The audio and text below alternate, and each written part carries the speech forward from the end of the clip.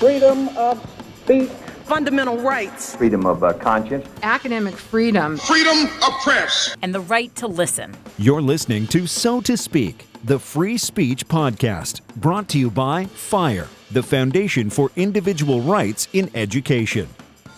Welcome back to So to Speak, the free speech podcast, where every other week we take an uncensored look at the world of free expression through personal stories and candid conversations. I am back in Philadelphia's headquarters today, joined by an distinguished panel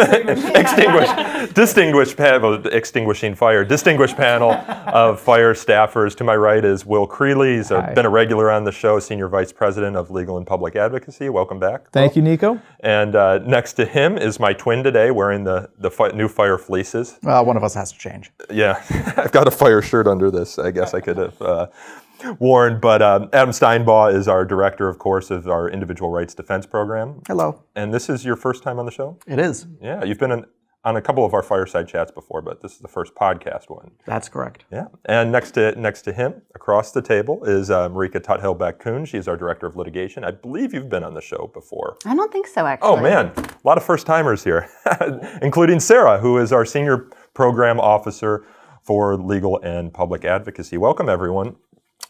Good to be here. So we just got back from the holidays, and we have a lot of exciting news to cover, especially on the litigation front. We have two big settlements in our Stand for Speech litigation program, our Million Voices campaign. I'm going to start with Will. Yeah. Back in July of 2014, we ventured into the world of litigation, kind of for the first time. Yeah, we filed 4 lawsuits on one day, on the 1st of July, 2014, way back then, if you can remember all that way back. So why didn't you guys do July 4th? You know, we had actually a lot of conversations about that, right? July is filled with momentous dates, and to maximize the attention given to our new litigation initiative, we thought the 1st was probably the best. But there was a lot of discussion about it, as you can imagine. Well, what was the purpose of the litigation program? Well, you know, when we first started to discuss it, we examined FIRE's traditional hesitation to litigate, and our thinking from the beginning, from way back, since before I was at FIRE, was that if we sue, schools will not want to engage with us outside of the courtroom. And we valued the opportunity to persuade schools about their wrongdoing or their rights violations privately, and we still do that. And without the gavel hanging above their heads. That's right. But a lot of them thought that we litigated regardless. Well, we did begin coordinating litigation in some instances prior to launching our Stand Up for Speech litigation project. But when we decided to start litigating cases and specifically sponsoring litigation in a kind of focused and programmatic way, we did so because some schools were just persistent bad actors, right? Some schools did not want to be persuaded, refused to engage with us.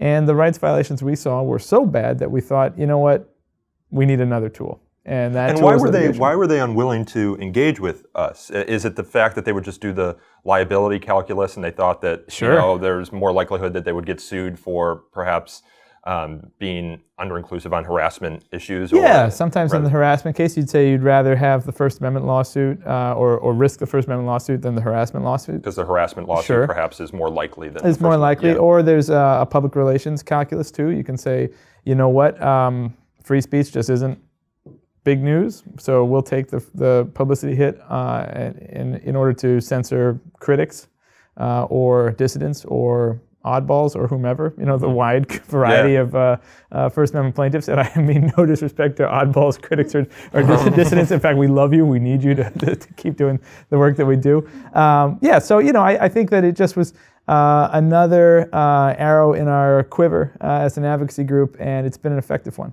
Yeah, so what just happened well, let's set the scene. What are the facts at Chicago State, Marieke, if you want to kind of go over what happened there? It preceded you. In many ways. This is a 4-year-old case. It was filed the year before I came to FIRE. So it's been going on.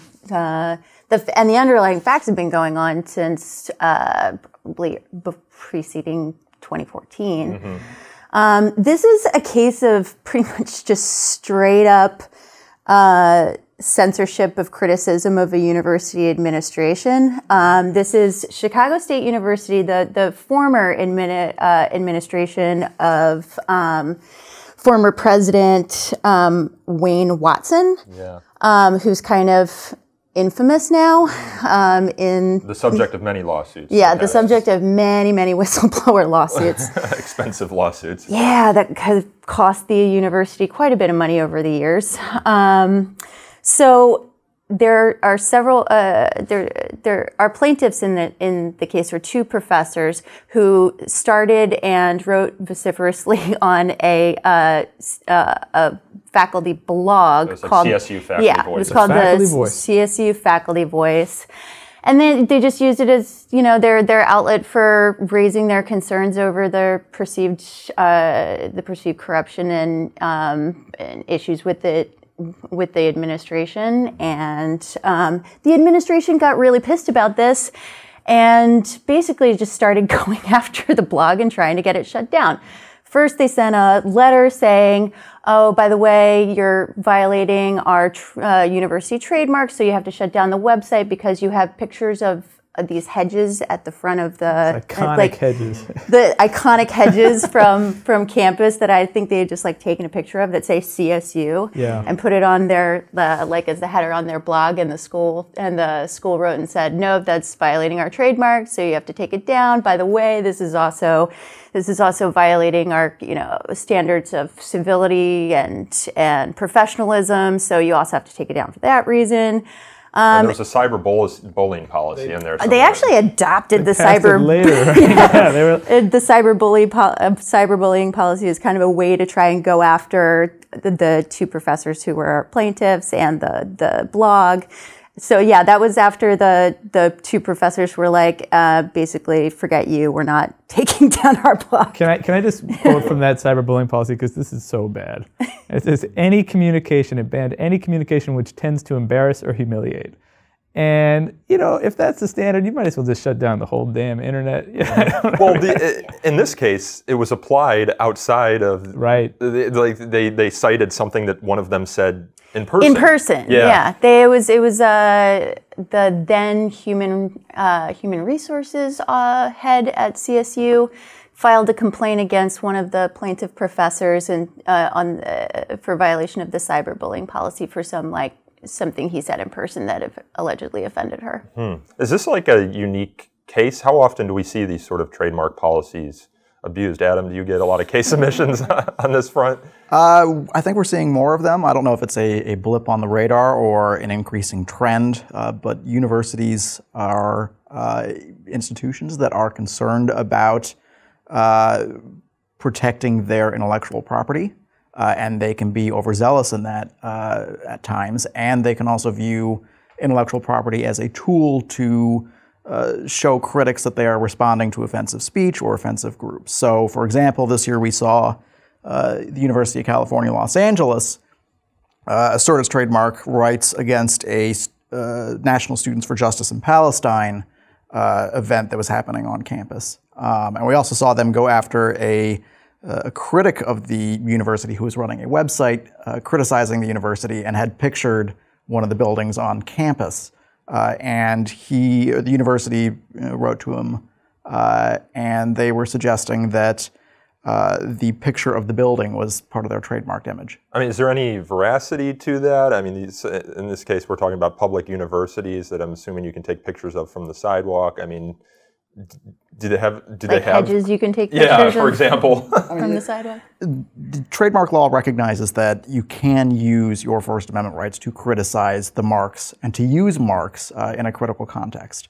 It's different if you are, for example, selling products with the university's logo or something on it. That might be a bit closer to the line, but if you are criticizing the university and you are employing the marks of the university, that's, for example, a university's name is often trademarked. You can't really criticize a university without being able to use their name. Otherwise, any news outlet that reports on a university would be violating the mark. Exactly. So you have to have some ability to use the mark as a path to criticizing them.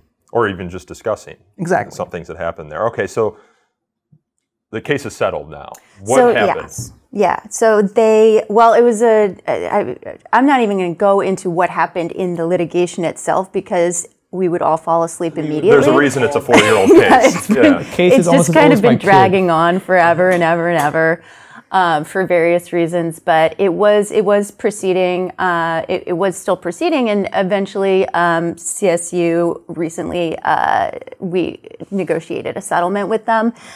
There is a new presidential administration in place. I don't know if that has anything to do with it. Possibly does. It's just speculation. But eventually, we did negotiate a settlement that was just finalized at the very end of last year, and they are going to completely revise their cyberbullying policy and a computer usage policy, which were the two policies that they were trying to employ against the professors to shut down their criticism of the university, and that we challenged in the lawsuit. So those policies are gone. They're going to be replaced with policies that we've kind of worked with them on the language for and that we've vetted. So that's a great result. And they're also going to pay $650,000 in attorney's fees and damages for the work that the attorneys have done on over 4 years on the case, and damages for the plaintiffs. Yeah, and on that note, one of the professors wrote a really interesting piece for the AAUP's Academe blog, which you can find online, where he expresses his real frustration that it took this long. That the bill to the university, and since it's a public university, ultimately the taxpayers of Illinois, is so high. He's saying, look, we could have done this the easy way, right? You didn't have to come after us. Yeah. You didn't have to try and silence us. FIRE wrote the university, as we so often do, beforehand. We filed the suit on July 1st. We wrote them in March saying, look, the law is clear here. Let's settle this quickly. But the case drags on. Cheaply. And the case drags or for on. nothing. Let's settle this for $0. Right. And some of the other cases we talked about, CSU's previous administration wound up on the losing end of a $2.5 million lawsuit with one of their former attorneys who blew the whistle after refusing to withhold public records. In other words, he followed the law and blew the whistle and sued when he was retaliated against for doing so. And CSU had also tried to censor their student newspaper, so it wasn't just faculty blogs. I mean, this is just a bad actor. Who wrote that blog post in Academe? Was that Philip Beverly or Robert Bianas? I think it was Bob Professor. Bianas. Yeah, because we have a video. Chris and I went out. It was you, Chris, right? Yeah, we went out and interviewed him about this case. So that should be over at youtube.com/thefireorg. But this case came on the heels of another victory over at Pierce College in California, the Los Angeles College District, Community College District. So tell me a little bit about that one. That's a case that got a lot of local and national attention. Chicago State got a lot of local attention, but this one was seemingly all over the place, including at the Department of Justice. Yeah, it was, and it's another case that's kind of dragged on for a bit too, and is thankfully coming to a happy conclusion. This is a case at Los Angeles Pierce College. I think part of the reason it got so much attention was just because the facts are just pretty stark and egregious. Very simple facts, and also it's the largest community college district.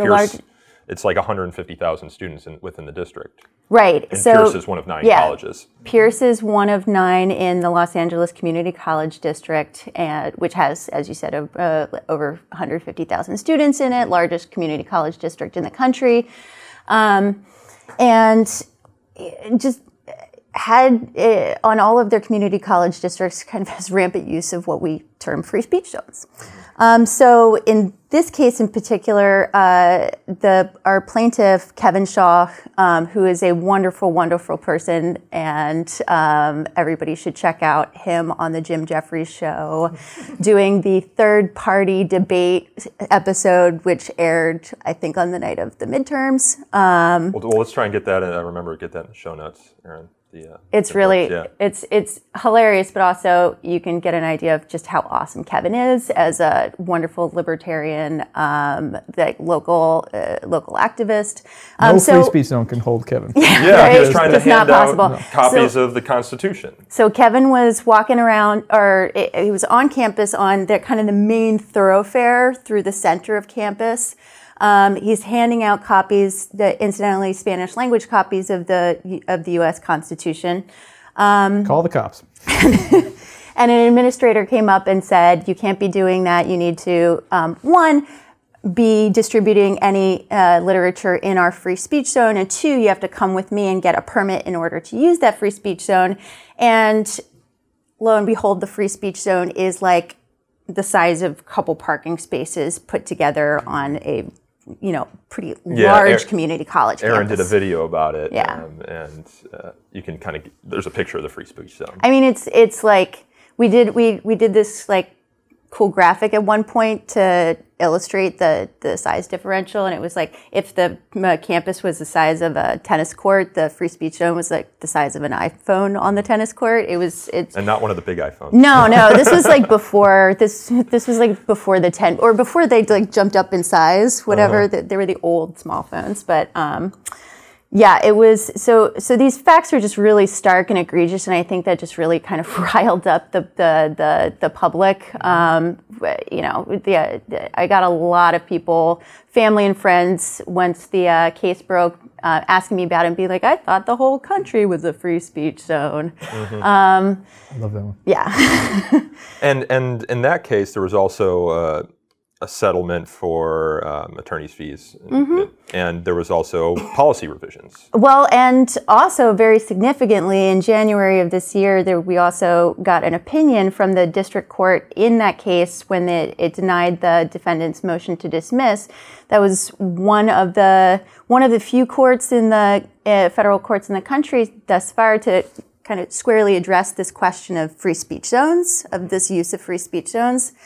And that court held that the kind of open, generally accessible areas of a campus are traditional public fora for student speech, and that the use of a free speech zone, particularly like such a small free speech zone as we had on these facts, is a violation of the First Amendment.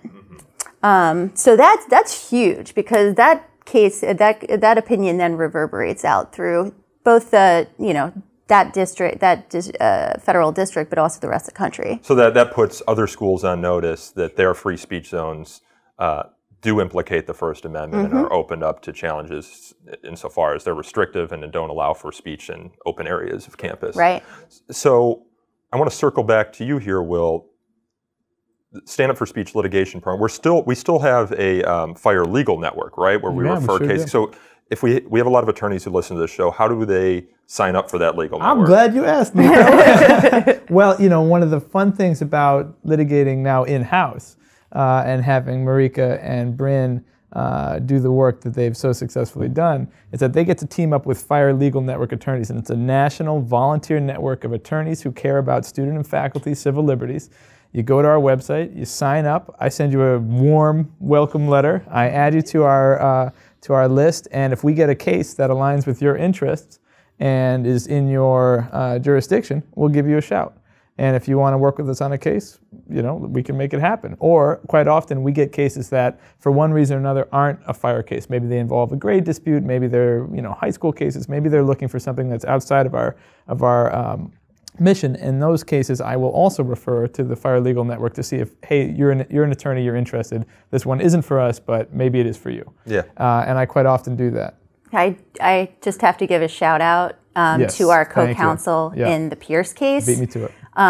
Arthur Wilner, who the great Arthur Wilner. The great Arthur Wilner from Leader and Birkin in Los Angeles, who has just been such a fantastic partner to work with throughout this case, and has also taken a number of our cases in the past. He has from our legal network referrals. Yep, successfully won a case before we were litigating for a student an instructor at Antelope Valley Community College, also another college in California. Yeah, so it's great. So Legal Network, if you're an attorney, you're listening to this, you want to get involved in FIRE's work, sign up for the Legal Network. And to tease it on this on this podcast, on this show first, stay tuned for a relaunch of the Legal Network, hopefully coming before the end of the year. But people won't have to re-sign up. No, you will not. Okay, no, good. you will not. We will relaunch it. It will be bigger and better than ever before. So stay tuned. So let's pivot from the court of law into the court of public opinion. We have Sarah here, who's been leading two really exciting projects for us this year, kind of new initiatives. And the most recent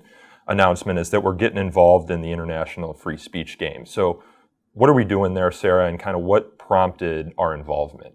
Sure. So for the past few years, we've been watching more closely the issues raised by satellite campuses, international So these are campuses agreements. like NYU that has... Sure, and NYU's one we'll talk about. But yeah, so an American-owned university will set up a campus abroad, somewhere in the Middle East, in China, and they will send faculty there. And obviously, most countries, unfortunately, don't have the strong free speech protections we have in the United States. So there are serious concerns that are raised by these satellite campuses. So a lot of times you can go to jail for what you say that would be protected in the United States. So they have hate speech laws or blasphemy laws, things that we haven't had in the United States. Insulting the king, that kind of thing. And some of these places do have kings, so it's quite literally true. Let's talk about some of the examples of what's happened. So there's been cases at NYU and Georgetown where students or faculty have come against the censorship buzzsaw as they're studying abroad or teaching abroad. Sure. NYU has been a long-running one, and it's recently blown up again just in December. So at least 3 faculty members, might be more, have been denied access to the UAE when they were intending to study or to teach at NYU's campus there because of their religious views, or in the case of one professor, because he had written extensively about the UAE's use of migrant labor to build NYU's campus there. And so these professors have just been denied access to the country. And faculty have rightfully been questioning, what's the free speech environment on this campus if we can't even go there because of what we said. And the issue has been raised again because this year there was a UK student who was arrested in the UAE on what seemed like falsified spying charges. He was actually going to be sentenced to life in prison. It was overturned, fortunately. But, that's in the UAE, as is NYU's satellite campus. So again, faculty and students are asking, what's the deal here? What if this happens to one of us? What is NYU going to do? And that's the case of the country coming after the fact, not even letting them set foot, but in some cases, like at Georgetown, the faculty have actually gotten to the country and tried to set up academic programs and been thwarted. Sure. So in Georgetown University in Qatar, back in October, the debate union at the school tried to host a debate about whether God should be depicted as a woman. And sort of a big problem here is that Qatar has a blasphemy law, and for a lot of people, that is blasphemous. So the university actually shut down the debate and said they're canceling it because there was this massive social media backlash. There was a hashtag, I think it was Georgetown insults God, and I think Georgetown was not pleased with that. And they originally said that these students didn't have permission to, the proper approval process, which is something we see a lot as a explanation for censorship. But they offered a later statement that actually said that the university supports free expression that respects the laws of Qatar. So it's not very much. Yeah, so if the laws of Qatar don't allow for discussion on X, Y, and Z topics, it's pretty much, you can't have a discussion about X, Y, and Z topics. So as our world becomes more globalized, I mean, it is important that students be able to experience other cultures, study abroad, things of that nature. But these satellite campuses, under the imprimatur of American colleges and universities, continue to pop up, and I think there are increasingly more and more of these satellite campuses, right? Sure, and we've also been watching a lot of reports over the last year, especially of Confucius Institutes in the United States. There's been a lot of reporting about kind of quiet attempts at censorship. And these are Chinese, cultural exchange student groups. Yes, usually with Chinese universities, they will have some partner in the United States, and the Chinese government funds it, and it's meant to be like a cultural exchange, Chinese language learning program, and most of the time it is. But the problem is there have been documented incidents where what's intended to be a cultural learning program turns into attempts by the Chinese government to control what is said on campuses about political issues in China. Yeah. So is there any idea of how universities have been responding to these concerns? Is there a sense that they're just dismissing them or that there's conversation behind the scenes? Do we have any insight into that? It really depends on the university. So over the past few months, in light of all of the focus on Confucius Institutes, quite a few universities are starting to shut theirs down. I'm not sure what kind of contracts they had with Confucius Institutes. I think it would be worth looking into what those are. With other universities, it's hard to tell. NYU has been, I think, especially quiet. And with the story I mentioned earlier about the UK student who was jailed in the UAE, faculty were especially upset because they felt that NYU was just ignoring the reality of the situation. Yeah, is there any liability concerns for these universities? Let's say I'm a parent, send my kid to NYU, and there's a satellite campus, and they want to study abroad, so we're going abroad. But then you get put in jail for things you say online or false allegations of spying. I mean, it seems to me that universities are opening themselves up to, I'm not a lawyer, so I don't know, but that seems like a possible concern. One thing that we're asking universities to do in the home and abroad commitment that, as Sarah's been discussing, we announced and this is the crux of our campaign. Is to be extremely transparent about the nature of restrictions on academic and free speech rights that students or faculty will face in the satellite campus. So that could be useful for parents or for family members who are sending a loved one overseas to study or to teach. And part of that ask to be transparent is a petition that we have, like a sort of a draft statement, a template statement that universities can adopt in entering into these partnerships. It's like our Chicago statement, not our Chicago statement, but Chicago's Chicago statement, but that we've been pushing. It sets like a goalpost or like a post of values, and this is what we're working for, this is what we value overseas, and we're not going to enter into a partnership that's devoid of these values. So Sarah, talk a little bit about the writing of that template and what we were considering and what we're trying to get universities to adopt and how.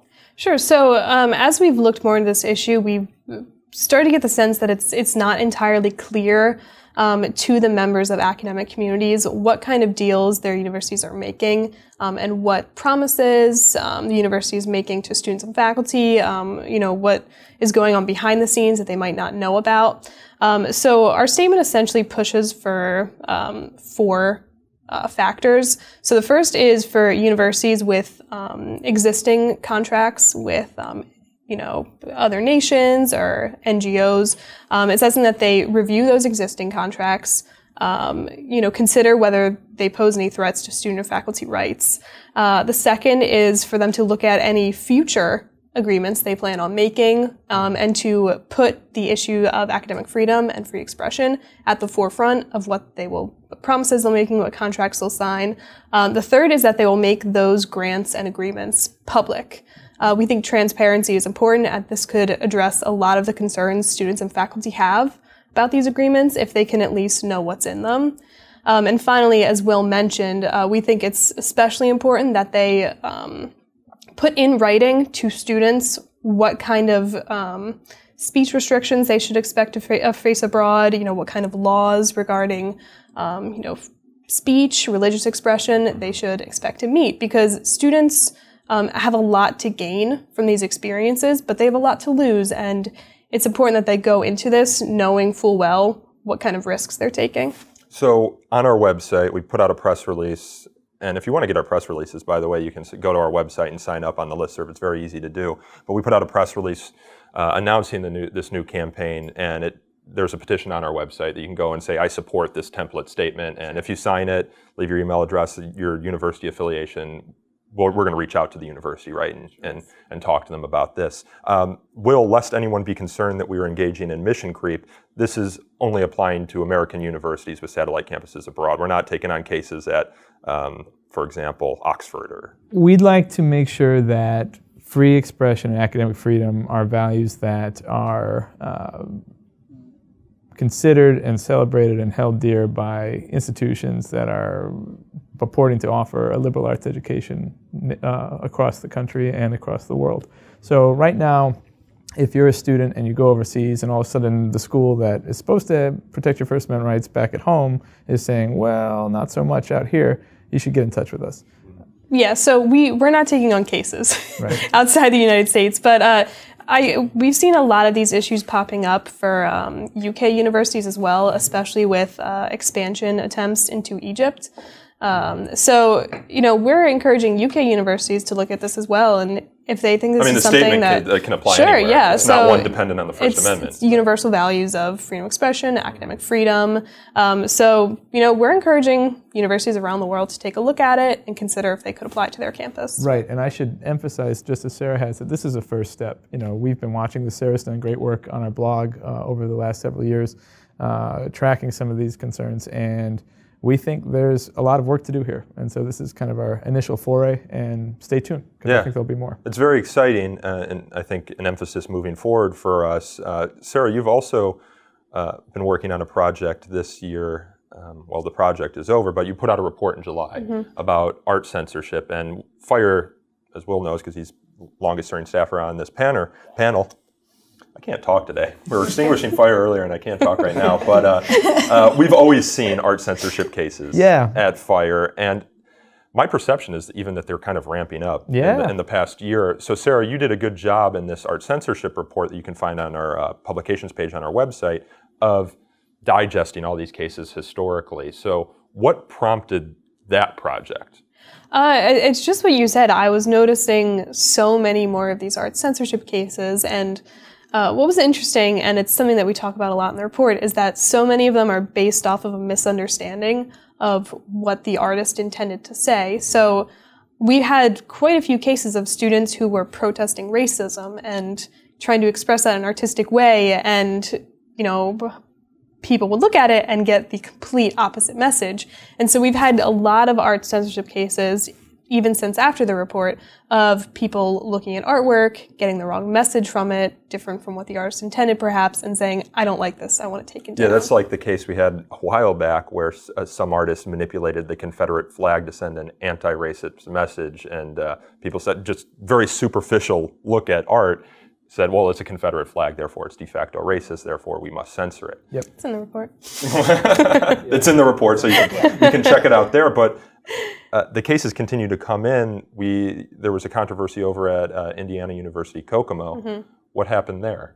Sure. So in July, an arts professor at IU Kokomo, just fun to say, he chose two student sculptures from his metal arts class that he wanted to be displayed on concrete pads he'd requested. So he picked them. He spoke to university staff members. They put the sculptures up.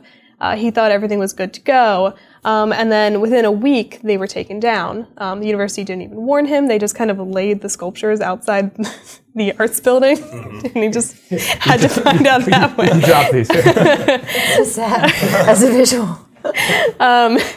But so obviously he was kind of curious, like, what happened here? Why are our sculptures sitting in front of the door? So he met with an administrator, and according to the professor, Gregory Steele, the administrator told him, well, we had complaints from the community, and that's why it was taken down. Why on earth would anybody have complained about these particular sculptures? So yeah, one thing I haven't mentioned so far, it's one of the sculptures is a large neon pink sculpture that looks a lot like female genitals, and I guess that might have upset someone. It's a stylized. Yeah, it's not an explicit depiction. No, it's not explicit. It's, you can infer. It is what it is. It's art. It's art. Visit the fire.org and see for yourself. Yeah, exactly. Make your own judgment. But the student wrote, she gave comments to media later on as the controversy became more public, and it was, really interesting. She said that she was dealing with a recent sexual assault, and this helped her cope with it, I guess kind of reclaiming her body and her idea of her femininity, and this was how she wanted to do it. The professor came to us, we looked into it, and we were like, that looks a little weird. So we wrote to the university, we expressed our concerns, And we also issued an open records request asking, can you tell us about these complaints? They were cited to take down the sculpture, so where are they? This is something we've been doing a lot of lately, haven't we, Adam? Adam's probably filing open records requests right now. Yeah, right now. It's universities claim one justification for censorship. We call their bluff, file the open records request, see, okay, what are these complaints? They're public universities, so there are public records laws in many of these states, and there were no complaints, or very few. Yeah, so we got back a few documents from the university. None of them showed any existence of any complaints. We wrote another letter in December along with PEN America. They joined with us on this, on both letters actually. And by this point, these sculptures had been put back up. So we thanked IUK for doing that. We were like, that's the first step. You did the right thing. But again, you told the professor there was complaints. You haven't shown us any evidence, and now you're staying silent on them. So eventually we got a response from the chancellor at IUK, who told us that the university would be keeping the sculptures up through the end of the 2019 semester, which we're happy about. The professor is happy with it. What he wanted was his students to get their work back up. And so he's pleased, and we're glad it's back up. And the university also said that they're going to work on a policy for these art issues in the future, so hopefully that won't happen again. But hopefully it's a good one. Yeah, we'd love to stay tuned to look it over. But one thing I noticed, and I wrote about it this week, is the administrator who the professor met with in August, who told him there were complaints, confirmed late December to media that there were complaints. So stay tuned. We'll put that case in the show notes so people can take a look at the art, and I'll update people if there's any update in that case. Rorschach test or whatever it's called with that. The Rorschach test? Yeah. More trends. Adam, I want to bring you in. There's been a couple of controversies, it seems like, at this point regarding porn filters. Now, did these discussions start happening at Notre Dame? Was that kind of like the place where people started to realize that universities were doing this? Well, this has been going on for decades, even before the internet. Well, I don't know if you can't really filter the internet before the internet, but this idea of keeping or of censoring adult content because it's obscene has been a long-running debate in the First Amendment. And it goes back to the days when the Postal Service would take magazines out of the mail. Laws, the Comstock laws. So today, or fairly recently, there was an effort at the University of Notre Dame by a student group that wanted to create a filter on their Wi-Fi network to filter out adult content. That we've also seen some indication that there might be a similar effort at, I believe, Harvard, but so far it looks like the universities have not been amenable to actually doing this. Except for one. It was reported this past week that I believe it was the University of Arizona. Adam's pulling it up on his computer. I'm sorry, it was Arizona State University, which had students had discovered that their adult content was being blocked there on the Wi-Fi there. And when a reporter inquired at the university about this, they very quickly removed that filter and explained that it was because during the summer they have students who are from high school or middle school on campus, so they limit what people can access during the summer, and apparently that bled over into the rest of the semester and just wasn't turned off. I think that raises significant First Amendment concerns because it is exceedingly difficult to train an algorithm to recognize what is obscene and what is not. It was famously said that obscenity, I will know it when I see it. Yeah, this is what Justice Potter on the Supreme Court. Potter Stewart. Yes. Yeah. So, if a Supreme Court justice can't recognize it, I don't think our technology is advanced enough to decipher whether or not something meets the test for legal obscenity under the First Amendment. That and people use, if you are an academic and you are going to study what might appeal to people's prurient interests, you might wind up researching adult content, and you might have to access that.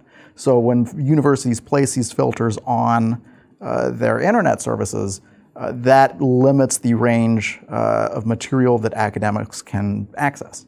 This isn't the first time that porn has come up on college campuses this past year. There's also the issue in the University of Wisconsin system, right, where the professor invited a former porn star to campus to speak on like health issues. The chancellor invites a former adult film star, now sex educator and activist, to speak at the University of Wisconsin lacrosse. Yeah, it was lacrosse. Lacrosse. They have a great track team, by the way. Yeah. I went and visited there. There you go. It'd be former track star Nico Perrino. And so the chancellor uses some of his discretionary funds to bring this former adult film star, now educator, to campus to discuss issues around sexuality. I think it was as part of their Free Speech Week. Really? If I'm not mistaken. Does that sound right to folks? Think so. Pretty sure that's right. Pretty sure that's right. And for having the audacity to bring an educator to campus to speak about something controversial, this chancellor gets his knuckles rapped by the president of the University of Wisconsin system. In fact, it was more than just a knuckle rapping. He had a permanent letter of disapproval placed in his file. He had his use of his discretionary fund audited. He was to forego a planned salary increase, as I remember correctly, some kind of financial repercussion for him. And in other words, long story short, he's kind of taken to the woodshed for bringing someone to campus to speak about something that some other person might not like. And this is of particular note because the University of Wisconsin system and their board and state legislators have made a lot of noise within the past year about the importance of preserving a robust commitment to hearing ideas that we might find disagreeable and paying a lot of lip service to the importance of campus free speech. But here, in a very high publicity, high visibility test of that commitment, they failed. In fact, they did the exact thing that the First Amendment prohibits, which is they imposed official government-backed sanctions on somebody for doing something that somebody else found distasteful. And his academic freedom should protect his right to invite. Well, that's a tricky question, right? Because he's an administrator, so he was not a professor. If he would have been a professor, bringing it to wasn't he teaching a course, or do I have that wrong? I don't recall that part. I remember he was coordinating this series for, as I think I remember correctly, Free Speech Week. But I don't think he was acting in what we could call like a strictly pedagogical sense, although, bringing someone to campus to speak, you could make that argument. Anyway, long story short, just a really depressing, really embarrassing debacle for the University of Wisconsin, one that will surely cast a pall on speech, because here you have the president of the entire system calling out one of his lieutenants, right? Calling out the chancellor of this campus. If I'm a student and I think, boy, I better keep my mouth shut when it comes to talking about sex or politics or some other hot button issue, because who knows what will happen to me. The chancellor just got or if you're a faculty member. Or, I mean, you say he's not a faculty member, but that was my next point, a lot right? of people invite people to campus to speak. Faculty member, department chair. I think if I invite somebody controversial, somebody who rocks the boat a little bit, or even somebody, as is kind of a depressing point here, somebody who has been involved in a profession that somebody else might think was immoral or otherwise objectionable. I mean, that to me really is one of the kind of most depressing parts of this controversy that broke out just before the holidays, is that there was all this emphasis on the person who was invited to speak, whose name I'm blanking on right now, and I apologize, being a porn star. Whereas she had this long, and very interesting career after that. Legal career. Yeah. I mean, and being Nina Hartley. Thank you so much, Adam. Getting old, man. I'm starting to lose it. But so you just kind of reduce this person to just a kind of a cultural cipher instead of thinking about what she actually said or had to say. And last note here, the chancellor of the lacrosse system, Joe Gow, who had been called out by the president of the system, issued I think, commendable response defending his action and making clear that he thought what he had done was completely within his rights and within the spirit of sifting and winnowing that the University of Wisconsin system famously commits itself to. That is, you take a lot of ideas, you sift and winnow through them to find the truth. That's the University of Wisconsin system motto, if I'm not mistaken, or one of their mission statements, and it's a famous statement. And it should be noted just how far from that statement, the university system strayed in this instance. So yeah, I got worked up about this one. It was a bad one. This is a classic free speech case for me, and a classic example of what administrators should not do. Yeah, we got on the topic of this talking, of course, about the porn filters. Adam, this isn't the only movement we're seeing happening with universities and the internet. There's also been some social media tracking that universities are doing that might implicate First Amendment concerns, correct? There is, and there's been some movement in the courts as well. So listeners or viewers, I guess. Yeah, both of them. I should mention, if you're a listener, we're video recording this, so you can go to youtube.com/thefireorg and check out what we're talking about and see Adam and I are wearing the same fleece.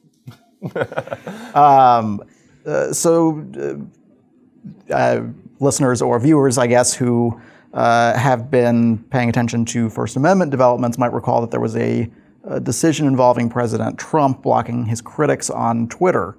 And the court there essentially held that that violated the First Amendment because the president is obviously a government actor, and they've opened up essentially a forum in the comment section below his tweet. So if members of the public are blocked from engaging with that forum, that violates their First Amendment rights.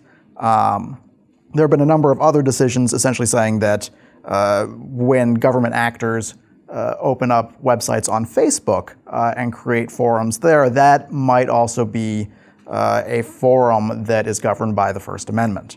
So if you have a Facebook page, you post something and someone comments critically perhaps on what you posted, the link you posted, there might be First Amendment concerns if that comment is then deleted. And this was the subject of an EFF lawsuit, right? Correct. There's a university, Electronic Frontier Foundation. There's a university in Texas that is being sued by People for Ethical Treatment of Animals with the backup of the EFF because the university had limited what words could be posted on its Facebook page after PETA activists had been posting about some animal testing that the university was doing. So has there been a decision in that case yet? There was a very non-substantive decision where the court essentially rejected the university's motion to dismiss, but did not explain it. So we wanted to find out, what are universities doing? Is this unique to this university in Texas, or are universities blocking a lot of people and a lot of words across the country? So we've issued public records requests to a little north of 200 institutions asking for the words that they've blocked and the people that they've blocked. We've gotten a lot of responses back in, and I'm hoping to reveal what it is they've blocked in the next couple of months. Okay, so we'll stay tuned for that. We need to wrap up here, so I want to go around the horn and just pick each of your brains what we're looking at in this next year, causes for concerns, causes for optimism. I think as we're wrapping up here, we've talked about a lot of cases here. None of them involved things that were headlines in 2015, 2016, safe spaces, trigger warnings, disinvitation attempts, which prompts the question to me, well, are these sort of cases on the decline, and are we looking at more of the sort of traditional censorship, traditional in quotes, that we were seeing at FIRE prior to that? Yeah, I'm happy to jump in on that one. The wild thing about the trigger Although war, the porn stuff is a culture war issue. Porn stuff is always, porn, it's very old school. That's like very old school. If you anybody who's taken like any kind of introduction to archaeology class will tell you it's very old school, right? You go back and look at some Grecian urns or something, see old-timey pornography.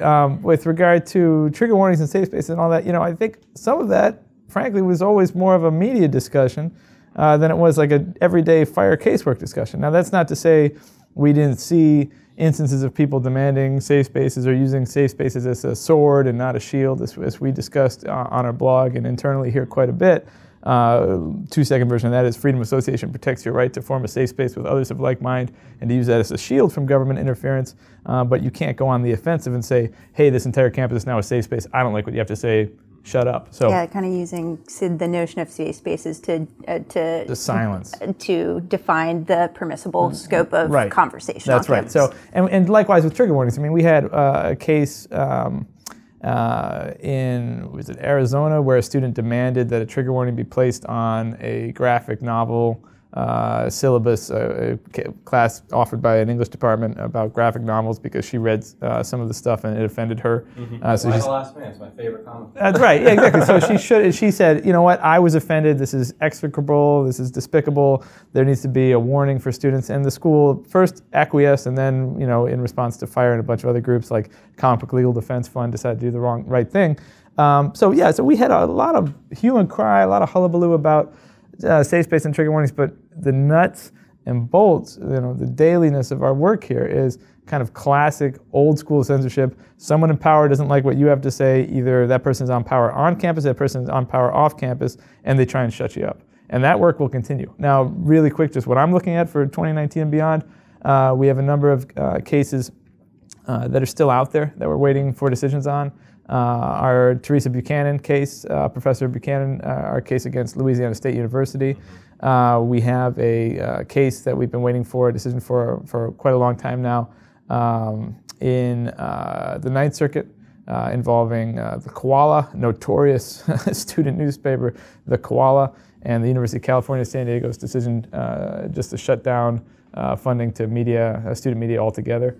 In order to shut off the koala. Cutting off the nose to spite the face. We've got a lot of cases out there that are still ongoing, and even though some of them have come home to good endings, like Chicago State and Pierce, we've got more to go. So we'll kind of stay tuned. I think it's going to be an interesting year. Yeah, and I should mention, when we're talking about the year, this is FIRE's 20th anniversary. And I'm scrolling through my calendar right now so I can tell everyone the date we are celebrating that anniversary in New York City. Is it October 20? Guess. 29th? I got it. No, it's 24th. It looks like. I'm getting old, man. It's on my calendar as FIRE's 20th anniversary gala. I believe we have a webpage up on our website where you can go and get the details about that. I think it's at the Mandarin Hotel in New York City on the 24th. That's a Thursday. So our longtime supporters and new supporters, of course, we'd love to see you there. Yeah. So stay tuned for that. We'll be announcing keynotes hopefully sometime in the coming weeks and months. Yep. They should be exciting.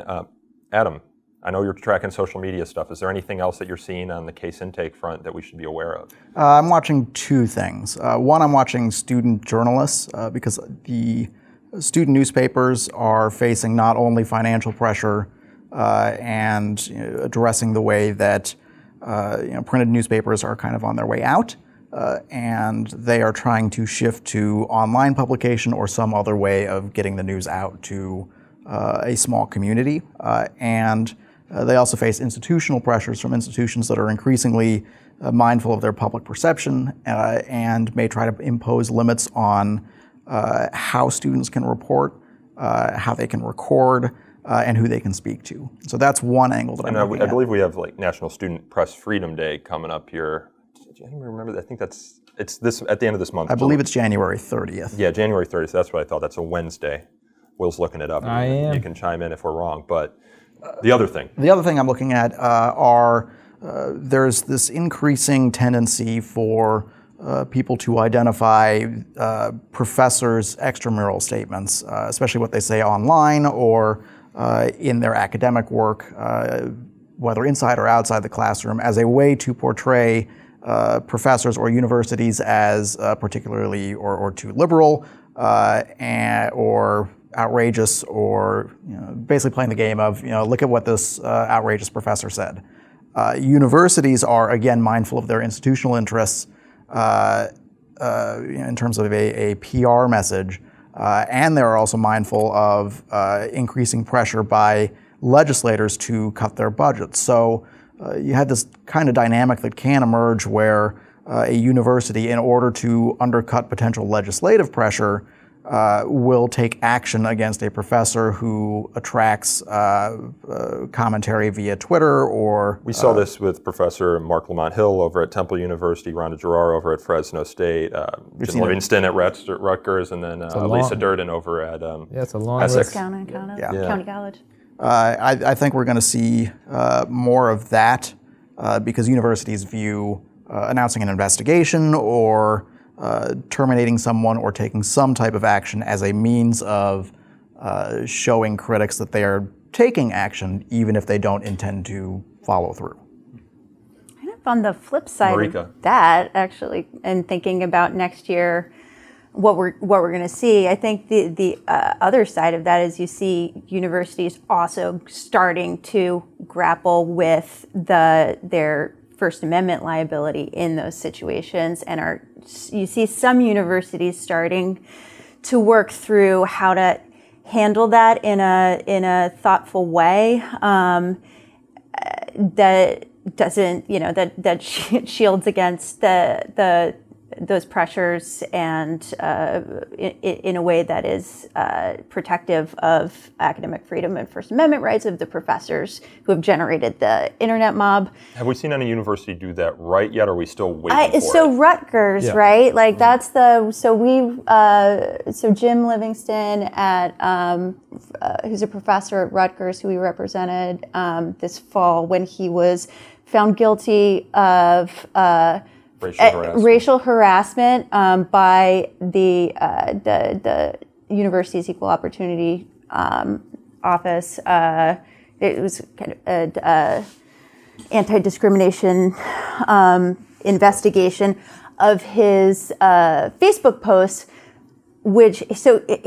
Professor Livingston lives in Harlem. He's a white professor.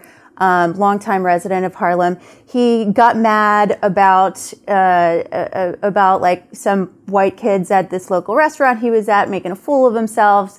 So he goes on Facebook and does an angry post about gentrification in his neighborhood and wanting to resign from the white race. He was hereby resigned from the white race. Generated a internet outrage mob. So he gets investigated at first by Rutgers, by this office in Rutgers for this Facebook post, found guilty of racial harassment. We wrote in to the university with a demand letter saying that you need to reverse this decision or we're going to bring a lawsuit. And President Barkey at Rutgers University did immediately respond and remand the decision to back to the office that originally put out that finding, and said you need to reconsider this in the light of our institutional commitment to the First Amendment and the academic freedom of our professors. And he had previously made a number of statements that were almost perfectly on point with regard to this sort of controversy. The president, right? Yeah. So, and he went, and President Barkey actually went a step further and said, we're in so many words, like, we're seeing this happen more often, so we're going to convene a committee of First Amendment experts to look at these issues when they come up. So when you have a faculty member who has gotten in trouble under university policy now in such a way that implicates their academic freedom and First Amendment rights, that decision is now going to, or that investigation is now also going to have input from this kind of expert committee of scholars and academics. Is that a model we'd want other schools to adopt? Well, I think it's a great idea. Yeah, it's a failsafe against the internet outrage mob, right? So if you got the outrage mob storming campus and saying, take action, fire this professor, you can say, hey, experts, can we do that? And they say, nope. Yeah. I mean, that's cool. They can't do anything. It's another letter we don't have to write. Right, exactly. And if you're going to, if the institution is going to purport to value academic freedom and its professors' First Amendment rights, then that's a great way to self-police, right? To say, here, like, let's bring in our own resources, and because they're using their own professors and law professors and whatnot, to help us look at these issues. Yeah.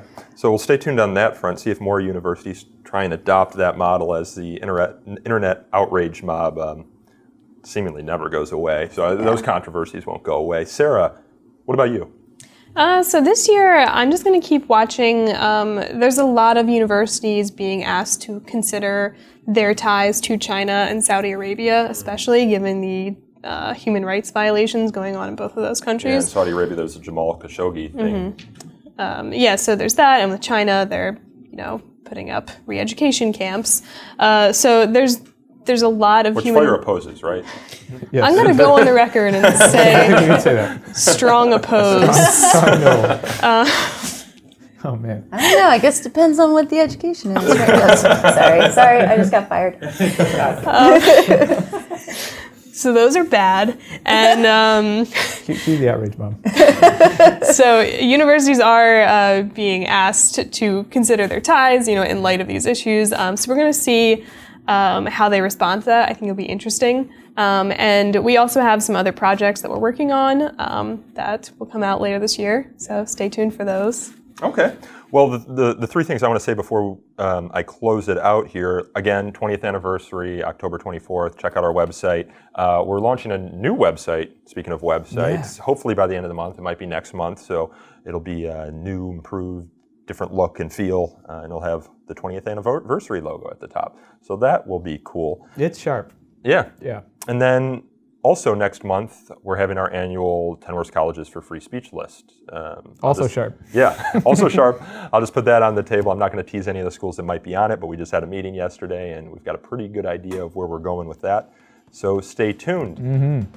This podcast is hosted and produced by me, Nico Perrino, and recorded and edited by Aaron Reese and Chris Maltby. You can learn more about So to Speak, as always, at twitter.com/freespeechtalk, or like us on Facebook at facebook.com/so-to-speak-podcast. We take email feedback too at so-to-speak@thefire.org. It's always good to hear from everyone and get your requests for questions or topics to discuss in future episodes, so please do that. And if you enjoyed this episode, I ask you every week to consider leaving us a review on Apple Podcasts or wherever else you get your podcasts. Reviews are probably the best way for us to get new listeners attracted to the show. Can I get in on that? Sure. If you didn't like anything that you heard or you liked it, you can also email me. 'Cause I don't get enough emails. So will@thefire.org. I'd like to put myself out there. Yeah, and if you were going to email me with any criticism, you can just direct those to Will. Send it right over to me. Yeah. But until next time, thanks everyone again for listening.